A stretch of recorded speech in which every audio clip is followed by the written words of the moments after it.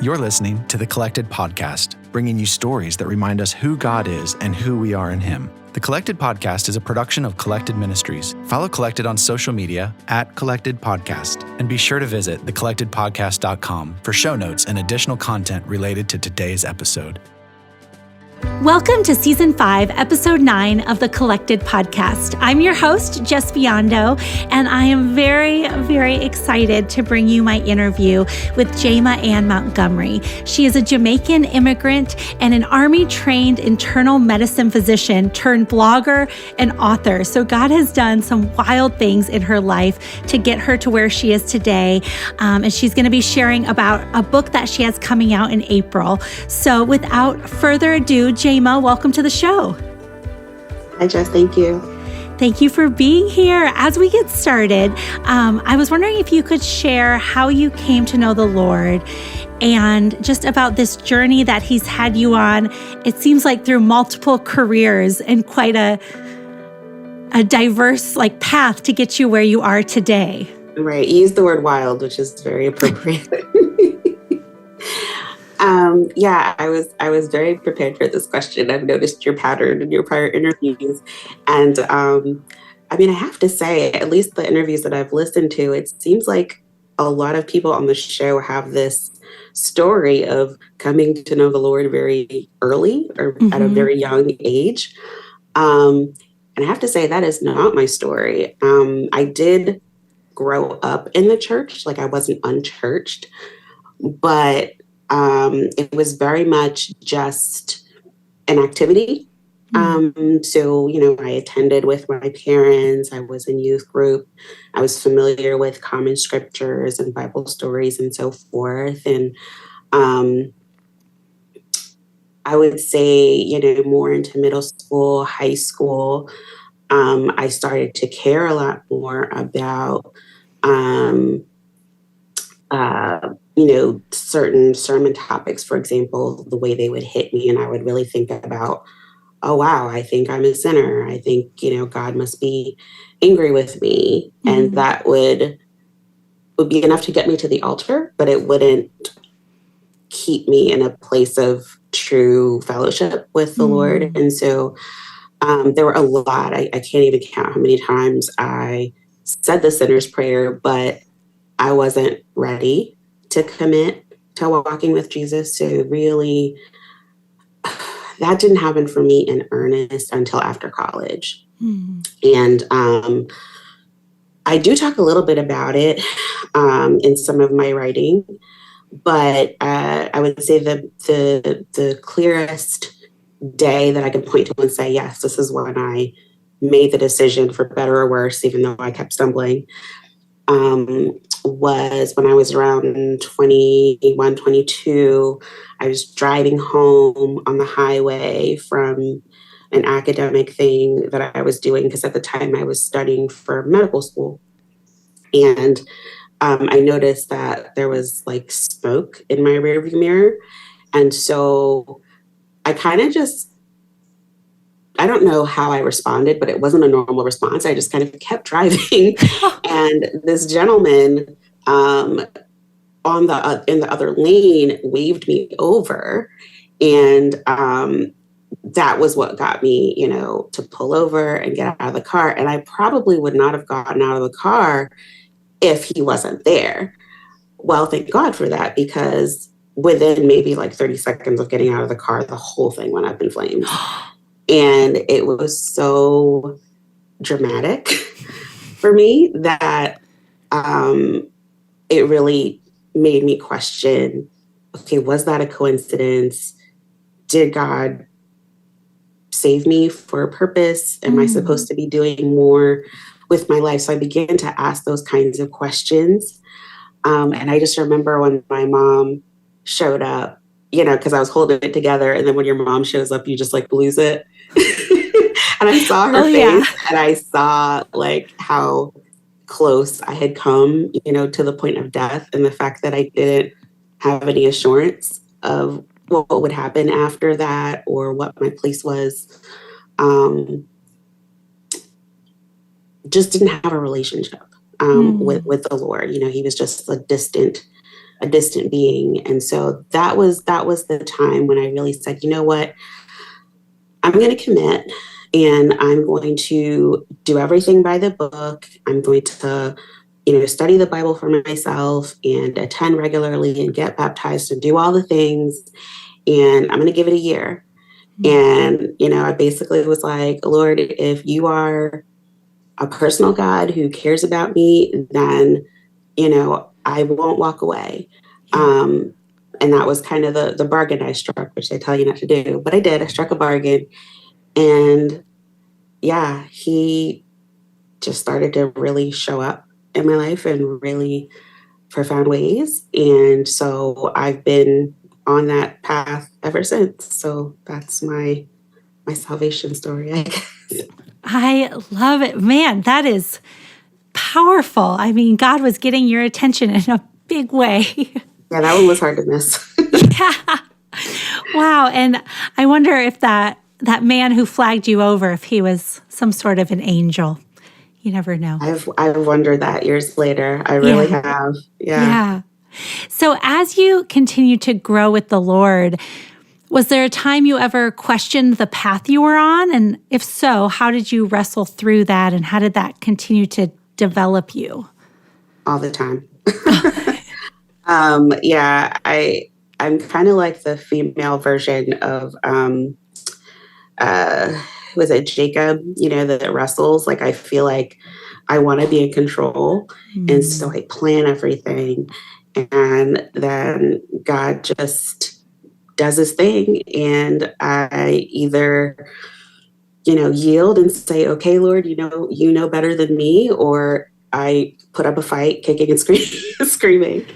And then he has to really open my eyes to what he's doing differently. And man, there's so many examples of that. But I would say my career is a big one. When I was going into medical school, that was a big battle. I didn't think I was capable. I was very afraid that I was going to be like an old widow and never have time for, a family or anything outside of medicine. I really almost tried to sabotage myself. I only applied to a few schools, which, I mean, everybody knows you're supposed to apply to a whole bunch, and only applied to a few. And I got into 2 schools, and I just kind of said, okay, God, I mean, you have me on this path, hopefully I make it. Right before I started medical school, about 6 months before that is when I met my now husband. And we were both kind of like, ooh, this timing. He would stay back in New Jersey and I would move to Virginia, so we were about 7 hours apart. So trusting God through that, because I really was like, well, God, why would you bring this guy into my life just to have me move all these states away, but we were able to power through that. And then another example I can give you is just like the specific kind of doctor that I wanted to be. So I had this plan that I was going to be a physical medicine doctor and deal with amputees and spinal cord patients and do all this cool stuff with people who've had battle injuries. And I did everything that I was supposed to do. And on paper, I was a great candidate. And 3 times I was told no. Oh, wow. And after the 3rd time, I said, okay, I guess this is a real no. But in the end, he steered me down a different path, which is internal medicine. And I discovered that actually it's a much better fit for me because I get to think a lot, right? Thought life, that's my whole thing. So being able to think through complicated patient scenarios, very sick patients, elderly patients. I love elderly patients. And that's like a unique ministry to be able to minister to that population and to really enjoy it. And when I look back at, I have colleagues who are doing physical medicine And a number of them actually really hate it Oh, wow. because it's turned into a lot of pain management and managing opioids. And, you know, there's a lot of times they're dealing with patients that they feel kind of helpless to intervene on because they're really just kind of filling their prescriptions and trying to keep them, you know, from overdosing. Yeah. And so, pretty early on into internal medicine training, I took a minute and I said, thank you, Lord. Thank you for telling me no. Thank you for closing those doors. Thank you for looking ahead and knowing, you know, what I didn't and, you know, directing me down this path that I wasn't sure about, but that has been such a blessing. Yeah. And it just reminds me of the kindness of God, that He knows us so much better than we know ourselves. And like the true desires of our hearts are so clear to Him, even when we think we want something else. And just that He was like, no, I love you and I see you, and trust me, I'm going to take you down a different path, and it's going to be way better than the path you think you want. I feel like there is someone listening out there who is in that, and it might not be medicine related or career related, but there's something you keep knocking on the door of, and you have had it closed 2 or 3 times. And I don't know, I hope that this is inspiring and encouraging for that listener, that like God is not leaving you high and dry. Maybe He's leading you in a different direction. Yeah. So if someone is feeling like that, do you have any wisdom or encouragement for them? The same wisdom and encouragement I try to follow myself, which is, you know, I think sometimes we don't want to hear God's no. You know, it can be pretty obvious that that's what He's saying to us. And then we stop listening. And what I've learned is that, you know, when God gives me a no, I need to wait for the and or the but or the also or instead. I mean, there's so many other things beyond that no. And so I just would encourage, you know, people to really just receive it. If it's a no, just receive it, but stay where you are and listen to what else He's saying, because He's still speaking. He's still working out your steps. And He's not just gonna, like you said, leave you high and dry and just say, no, you figure it out. No, He's going to carry you to that next step. And when you get there, it's just going to blow your mind. And you're going to be like, you know what? I'm glad I was wrong. Yes. The no is never the end. No. That is, I feel like I needed that for myself today too. So thank you. Yeah. That is good. So what happened next? So you ended up being in internal medicine and loving that. Are you still practicing? Because I know you're also now blogging and you're an author. And so how did all of that come to be? Well, so my military career, essentially, you know, I went through that. They put me through medical school and training. And then I paid back my time.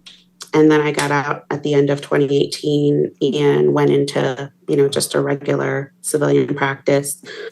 We did lots of moving around, obviously, with the military, but even after we got out, we were up north and that wasn't the place for us. And so, you know, the doors were open for us to move down to the Charlotte area.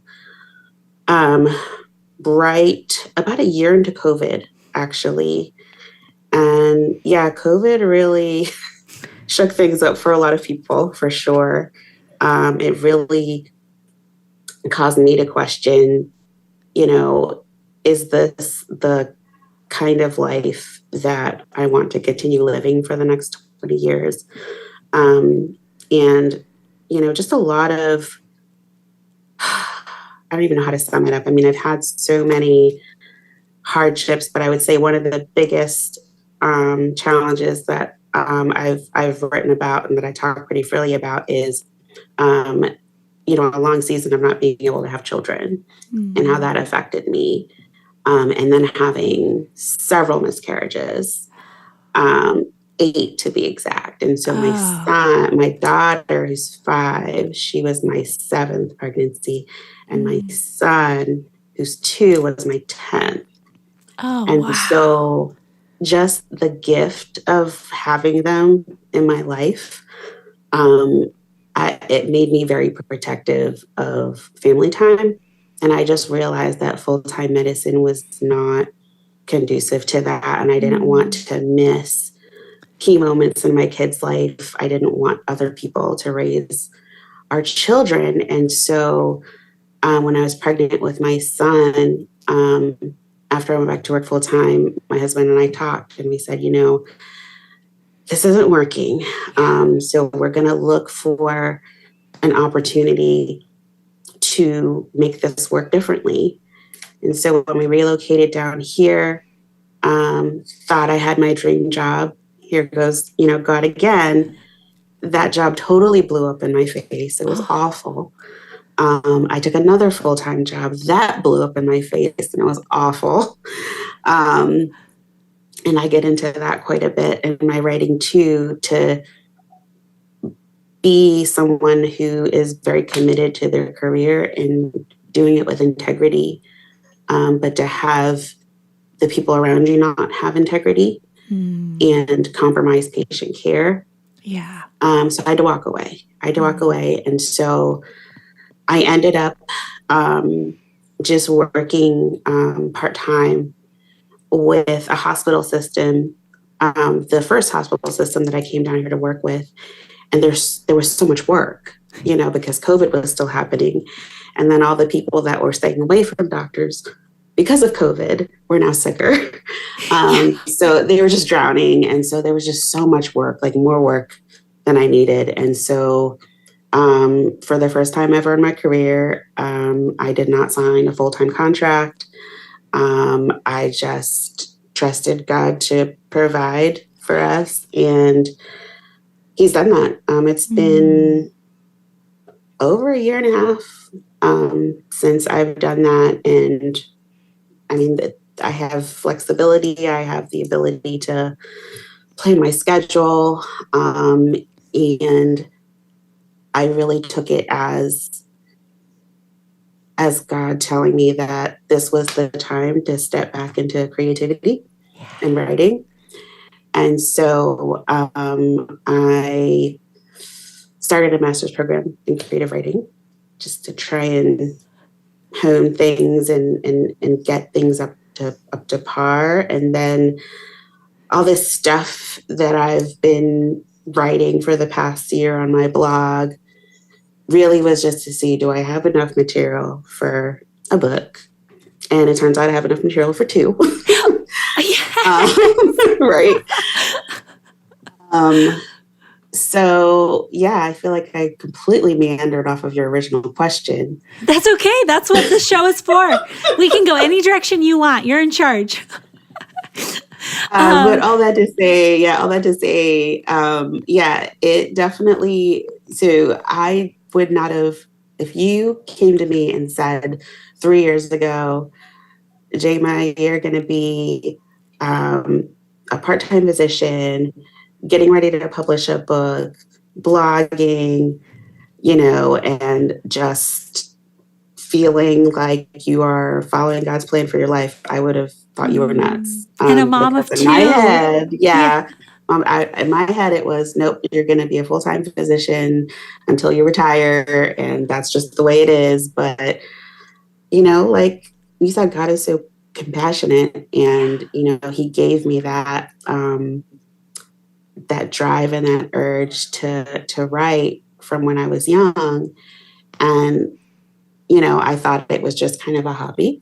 But I mean, I think this was really Him nudging me and saying, no, it's more than that. This is part of how I want you to contribute to the world. I want you to write about your life and your experiences. And oh, by the way, medicine is part of that. Like, yes, it's career, but that's part of what I want you to write about. I want you to write about those hard things, Yeah. those patients who are being neglected in nursing homes and mismanaged in hospitals, and just the apathy and the fatigue, frustration, you name it, that is setting in among doctors and nurse practitioners and PAs, especially coming out of COVID. Just the burnout is really affecting the way that we care for people. So I think that's part of what God wants me to do, is he wants me to shed light on that, and lean on him to practice medicine differently, and to not lose compassion, which is hard to do when you're exhausted. When you just want to get home to your kids and go to bed and it's been 14 hours. But that last patient still needs you to show up.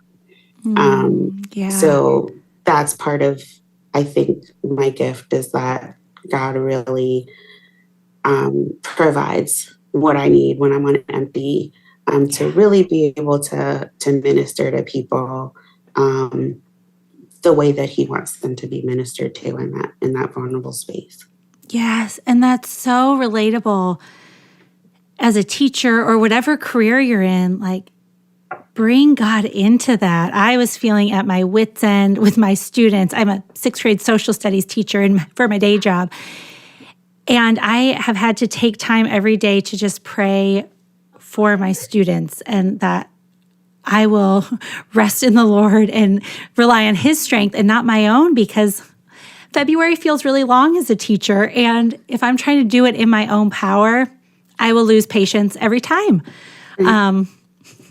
Not patience like you have, patience with a CE. Hopefully no one's losing the other kind of patience. Right. But really quick, before we get into more about the book you have coming out in April, I was wondering if you might have a word specifically for women walking through the grief of infertility or miscarriages. When you said that, I have a lot of dear friends in my life who I know are going through that, and I haven't been married. I haven't tried to have children yet, and so I can only imagine what that feels like. So I was just wondering if you had something for them today. Yeah, sure. It's a very lonely space. I think that, one of the ways that the enemy wins is that he convinces women who go through this that they're alone, because it's something that makes you feel ashamed and like it's your fault, and it's something that most people don't know how to comfort you in that space. And I mean, it's death, right? Like, we're uncomfortable with death. And so people don't know the right things to say and can be extremely insensitive in their comments and in their desire to try and bring comfort. They can wound you. And, what I've found is that it's a deception. It really is. And, the more that I tried to retreat and deal with it on my own, the more power it had over my life, and the more that it distanced me from the people I needed most. My husband, my best friend, who, I mean, very fertile. I mean, she's on her 7th kid, God bless her. And we got married 2 days apart. Oh, wow. So there was a season where I couldn't stand to have a phone conversation with her. But I needed her, Yeah. And so I would just encourage anybody who's in the middle of it, which is a space where it feels never ending. It feels like the end of the world. It feels like the only thing that is going to make your life worthwhile is a child, specifically a child from your body. Sometimes God will say yes, but wait. Sometimes God will say no, but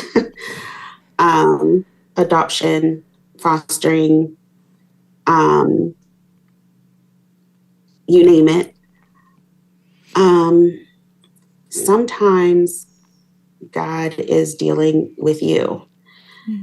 And it took me a really long time to realize that not that God was punishing me. I did think that for a long time, but that as much as I wanted children in that season, I was not ready. My marriage was not ready. My husband was not ready. My life was not ready, not even close. So I think about those children, those babies, and how devastating it was to lose them, but to know that they're with Jesus and they're well, they're happy, they're rejoicing. And the children I do have, he didn't owe me those children, right? He didn't have to say yes, but he did. And they are wonderful, but they are tough. They are tough. They are so challenging, especially to me. They have strong personalities. They are exhausting. I don't know that I would have been a great mother had they come into the world several years ago, as opposed to now. And my husband and I we're better people, we're better Christians, we're on the same team, and we're much more equipped to deal with the challenges of not just having a sweet little baby to rock to sleep, but a mouthy 5-year-old, right? A 2-year-old whose tantrums are so epic and you'd have no idea why. They just push every button in the book. So, they don't stay babies, right? You don't see past that, when you're yearning, because your yearning is for those nurturing moments and those beautiful moments. But wow, I mean, there's so much more to it. And there's so many moments where you're going to feel stretched and wow, God, is this what I was praying for? Yes, you didn't know you were praying for this. All of it. You were praying for all of it. They grow up. You're ready for all of it. And that's a hard thing to receive, when you're in that season. But I hope that as someone who's walked through it so many times, that at the very least, if you walk away with nothing else, just recognize that harboring it and keeping it to yourself, hiding your pain, especially from people who love you and care, that is the worst thing you can do for yourself, for your emotional health. And, God can't heal what you won't give to him. You have to yield. He's not going to wrestle it from you. And so until you get to a place where you really trust that not only that he can, but that he's willing to heal your heart, it won't happen. Yeah. And so once I believed that and I saw that, as devastating as it was, I wasn't utterly broken. It gave me the strength to not completely lose it when it happened again. Yeah. and again, because I knew that God had me and that it was okay for me to be low because I wasn't going to stay there. Does that make sense? Yes, it does. And again, everything you're saying, like, I feel like I keep asking questions that are very specific. And then your answer, I'm like, this applies to everything. Like, Right. whatever your grief someone is walking through, you are not alone and you don't have to go through it alone. And the Lord wants to heal your heart and provide for you in ways that will blow your mind. And, you know, you are very wise. Everything you're saying. So Can you thank tell my you. husband that?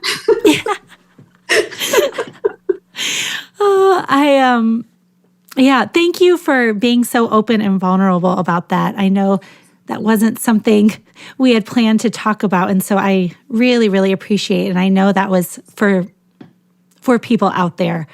So thank you. My pleasure. So back to your book. Coming out April 1st. What is it? What's the title? What is it about? Why did you write it? Tell us all the things. All the things.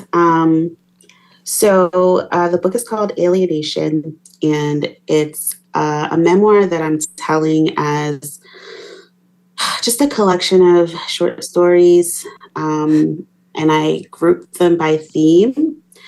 So the first book I titled or subtitled The Imitated Life, and that gets into my immigrant experience, the assimilation process, some themes around race.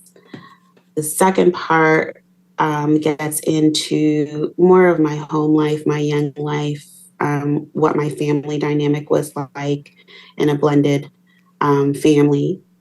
And then the last part, the third part, gets into issues surrounding womanhood. I talk quite a bit about my struggles with self-image. I actually developed alopecia at 21 years old. That's a whole thing. And so that was very difficult. That was probably like the worst time in life for something like that to happen as a young adult. And touch on a lot of issues pertaining to mental health as well. So, I mean, it's a lot. And so, you know, as I was writing, I realized, you know what, there's more story to tell, but I'm not done living it yet. So I went ahead and just found a nice stopping point for the memoir. And my plan is to do the second book, which I'm going to subtitle that No Place Called Home. And that will get more into my military career, medicine, growing up as, you know, one of the few Black evangelicals that I know, and just issues surrounding political identity formation. So that book is like macro, right? This book is like micro. So I'm pretty excited. I'm pretty excited about it. I think it'll be an easy read because it's not just like one big story. It's a bunch of little stories that are really interrelated. Vignettes. Vignettes. So hopefully they're easier to digest for people. And it will be an ebook format. And I do plan to release an audiobook version of it as well later on this year. So hopefully that'll make it easier for folks who don't really like to stare at words like I do. And you have a very soothing voice. I want to listen to the audiobook. Ooh, no, ma'am. I do. I think your voice is lovely. I love it. But in all seriousness, these books are very important. Like, as you're describing everything you're sharing in each of these stories, I'm genuinely very excited to read this. And I think, like, as you were talking, it was just like the world needs your story. And I'm not just saying that to say that, like, I felt that in my core as you were talking, that your journey you have been on is going to impact so many people, and that these books are very important. And I think there will be more than two, but, time will tell. So where can people find them on April 1st? So, well, certainly my blog, it has a book promotion page. So that's thiswomansthoughtlife.com. Okay, and I'll link to that. Yeah. And it'll be in all of the major book retailers, Amazon, Barnes and Noble, anywhere you can get it online, it'll be available. So pretty widely distributed. So very easy. But yeah, if you're not sure, you can always just go to my blog and go to the book promo page. I love it. I'm excited. So what are you learning about the character of God right now? Oh, man.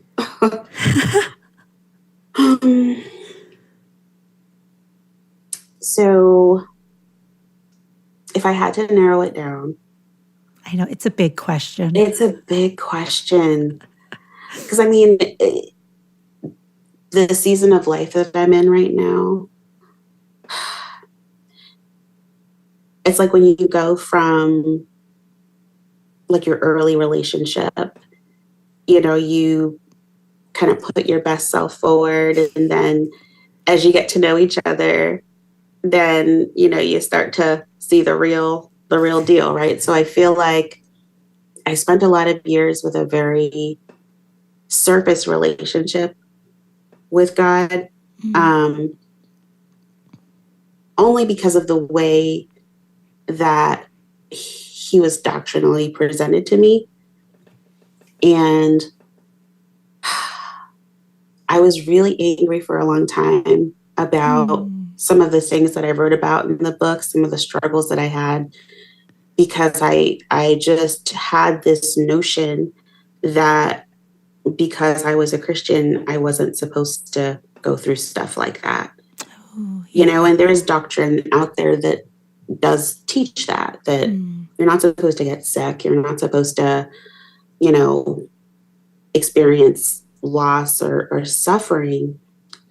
And, what I've learned about God is that, number one, he is not the author of suffering. Yeah. That was a hard one for me. Sovereignty makes you think, okay, he knows everything, so he's causing everything. And sooner or later, that's going to cause a problem in your relationship with God, because then how can you call him a good God, right? Yeah. So he's not the author of suffering. Suffering is because of us and because of the evil one. And, just recognizing that he does understand. There's a reason that he took on flesh. No one asked him to. Yeah. Why? None of us would do that, right? If we didn't have to suffer and die and be humiliated, we would never choose that. Yeah. But as the sovereign creator, he chose to set that aside and experience humanity so that he could understand suffering and the tremendous closeness and trust and intimacy that suffering brings. There's nothing else. There's no other experience, I think, on earth that can draw you close to God like that, unless maybe you're a monk or a nun. I mean, I've never been one, but I imagine that might be it. But, having gone through all of this and and leaned on the Lord and seen him walk with me and teach me through it and bring people into my life to really minister to me, and then give me not just a story, but many stories to encourage other people. Yeah, he's just awesome. And so I've just been meditating a lot on, I can't remember the scripture reference offhand. I want to say it's in Deuteronomy, but where God kind of reveals himself to Moses, and he says, the Lord, compassionate and gracious, long suffering. It talks about how he doesn't let the guilty go unpunished because he is love and he is good.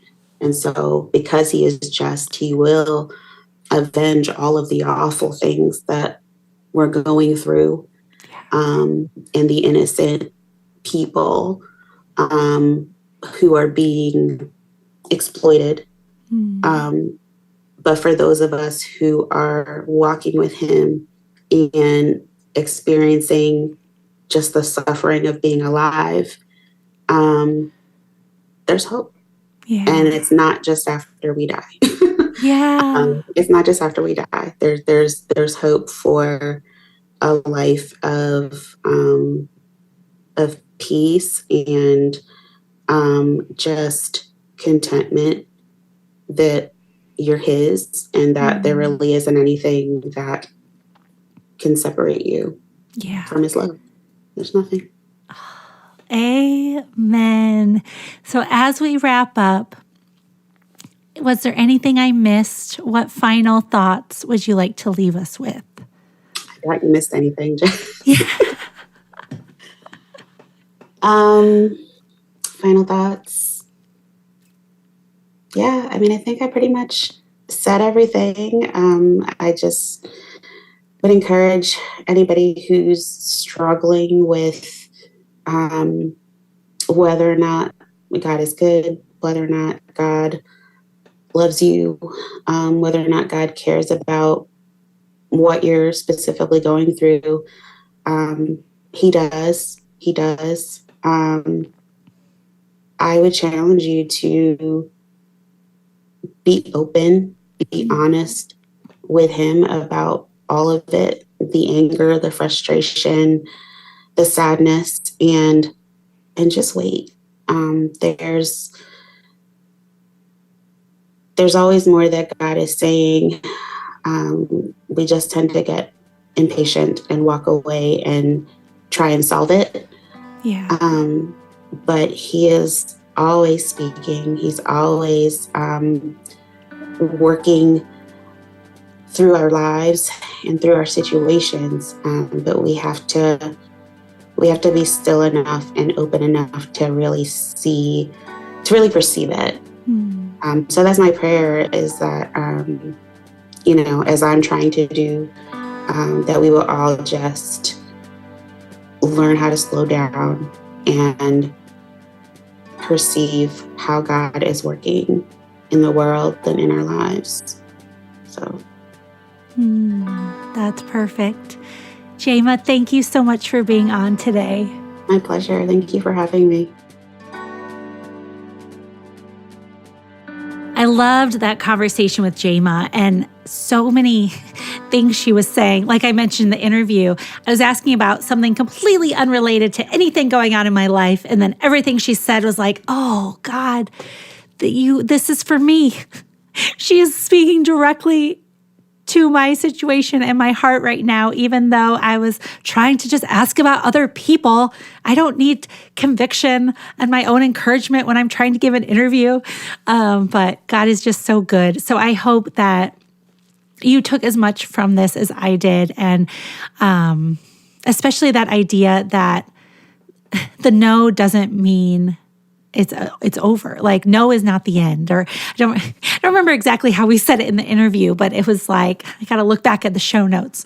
But that idea That's powerful, that if you feel a no and there is grief associated with that, that's not the end of the story. God is not done. He's not leaving you hanging. There is more to your story. As long as you're breathing, God is working on your behalf for your good and the glory of his kingdom. And that is the hope that we have. That is the entire story of the Bible, of God working to redeem his people. And that culminates in Jesus and the salvation we have in him, and that what he did covers all of it and pays the price. And because of his sacrifice and perfect life and the way he conquered death, we can now live in the freedom that we are redeemed. And that's what the whole Old Testament was working toward. As I mentioned, I've been reading through the Bible, and I finally made it through Leviticus. We are into Numbers. And Leviticus felt very hard for me because I felt like it was a side of God that we don't focus on much on this podcast. His justice, his holiness that requires perfection out of his followers, because he is a holy God. And so he can accept nothing less than holiness from us. And prior to Jesus, that holiness was obtained through the law. And so many times the Israelites in Leviticus and Numbers would mess up, and then there'd just be a verse of like, and 23,000 of them died that day. And it's like, wait. This does not line up with the God I know of love and forgiveness and grace, but he is a God of justice, and he will follow through on what he says, and he will like punish evil. And I don't know, it was just, I had to really wrestle. And what I realized, what I feel like God showed me too, is that, we're not living under Old Testament law anymore. And God made a way and redeemed us out of his goodness and his grace. But also in the Old Testament, his covenant with Abraham for land, seed, and blessing came first before he gave the law. So he knew, even before he gave all the laws to the Israelites, that he was going to fulfill his end of the bargain, no matter what happened next. And so the promise from God came first, and God knew it was a promise only he could fulfill, and he gave that before he gave the law. So the whole law, the foundation of that was on this promise that he was planning to fulfill anyway, even though the Israelites and us would continually fall short of the law. And then bringing freedom from the law, and what Jesus did is this ultimate sacrifice and gift that reading Leviticus really makes you appreciate more than ever what Jesus really freed us from. Because man, if we were still living under that Old Testament law, our lives would be very different. So I'm very, very thankful for everything Jesus did for a million reasons, but reading Leviticus is definitely one of them. So I just, again, hope you've enjoyed this interview as much as I did, and continue to dig in to what God is teaching you and the way he's shaping you in your life and the things he's showing you about his character, and dive into the Bible, even the stories that seem confusing or make you wrestle with how you're viewing God. Always go back to the Word, because that is where truth is found.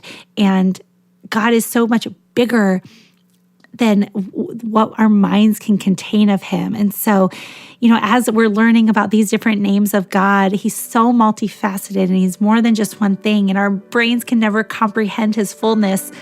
And yet we still seek him and still try, and he's still so good to show us new glimpses every day as we dive into who he is and who he's created us to be.